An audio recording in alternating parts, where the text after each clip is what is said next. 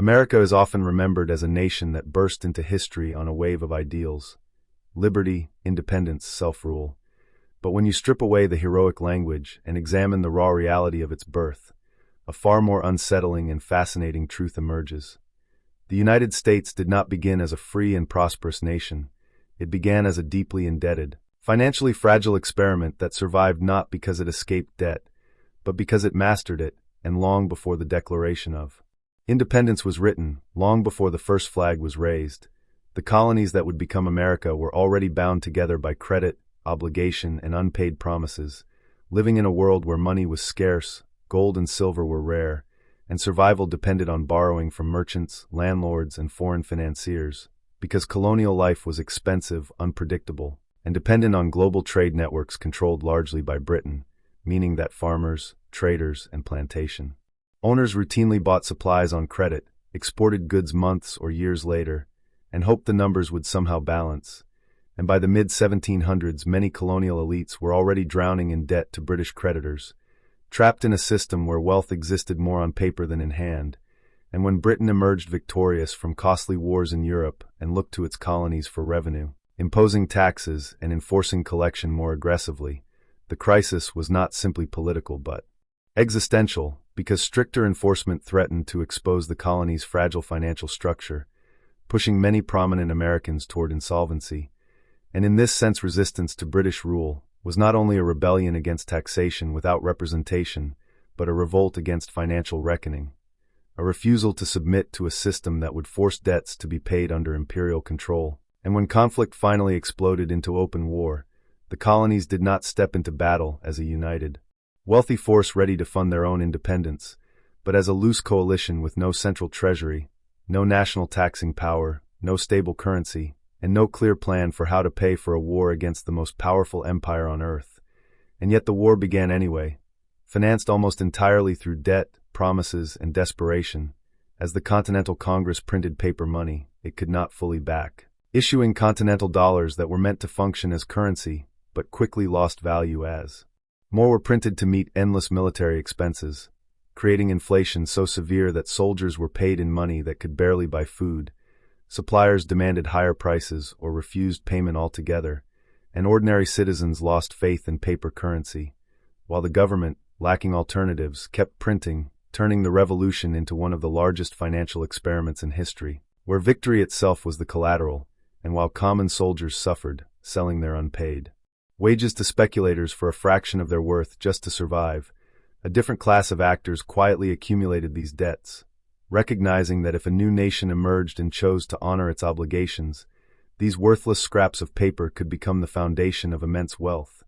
And this gamble attracted not only domestic speculators but foreign powers as France, Spain, and Dutch bankers extended massive loans to the American cause, not because they believed in liberty, but because they believed in leverage, seeing an opportunity to weaken Britain while earning interest on a risky but potentially lucrative investment. And by the time independence was declared in 1776,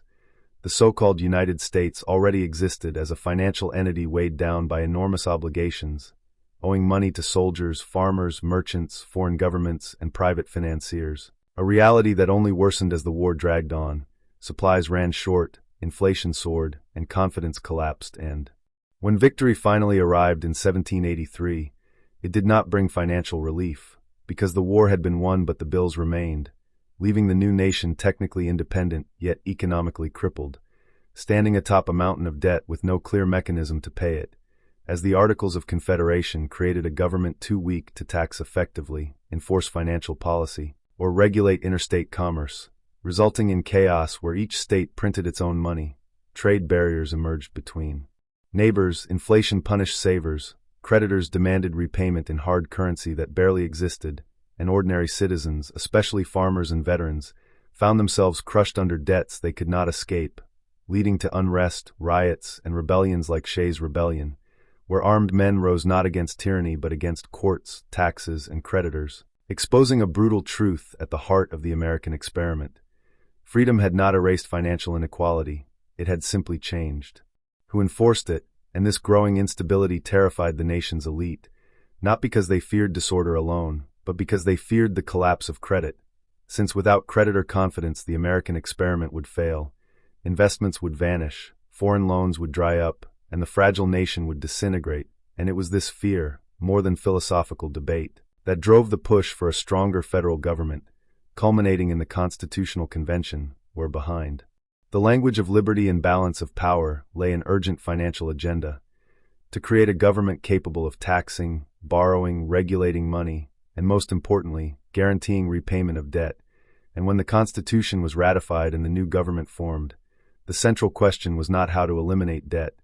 but how to organize it, manage it, and use it to bind the nation together, a task that fell largely to Alexander Hamilton, whose vision would permanently define American power. Because Hamilton understood that debt,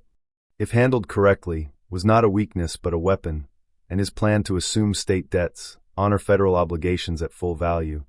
and create a national bank was revolutionary not because it reduced what America owed, but because it made that debt credible, transforming worthless war paper into valuable assets overnight, enriching those who had accumulated debt cheaply, angering those who had sold it out of desperation, and cementing a new financial elite whose fortunes were now directly tied to the survival of the federal government, effectively ensuring that powerful people had a personal stake in the nation's success. And with the creation of the first Bank of the United States, America gained a centralized financial institution that could stabilize currency, manage loans, and integrate the country into global credit markets, making it possible for a nation with little gold and limited production to punch far above its weight by borrowing against its future.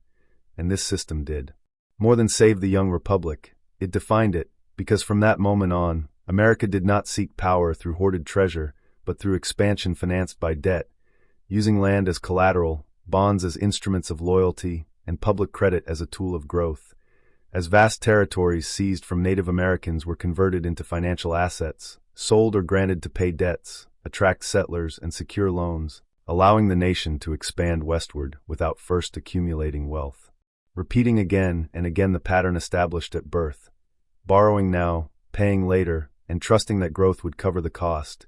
And this approach reshaped American culture itself, embedding the idea that debt was not shameful but strategic, that borrowing was not failure but opportunity,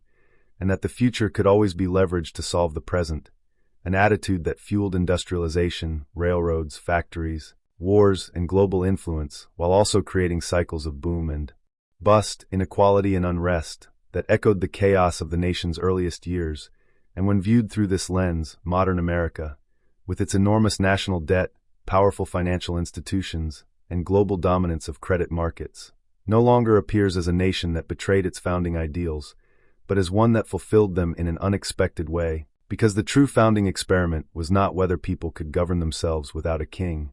but whether a nation could build legitimacy, stability, and empire by convincing the world that its promises would always be honored, that its debts would always be paid, and that its future was valuable enough to borrow against endlessly.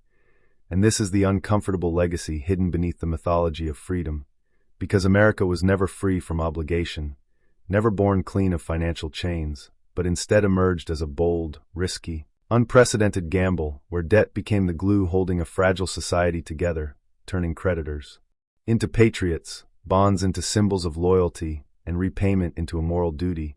And against extraordinary odds, that gamble succeeded, not by eliminating debt, but by institutionalizing it, making it central to governance, identity, and power, proving that the United States was not founded as a land of financial purity or independence, but as a nation that learned to transform bankruptcy into belief, obligation into influence, and borrowed money into destiny. And once this truth is understood, the story of America changes forever, because its greatest strength was never freedom alone,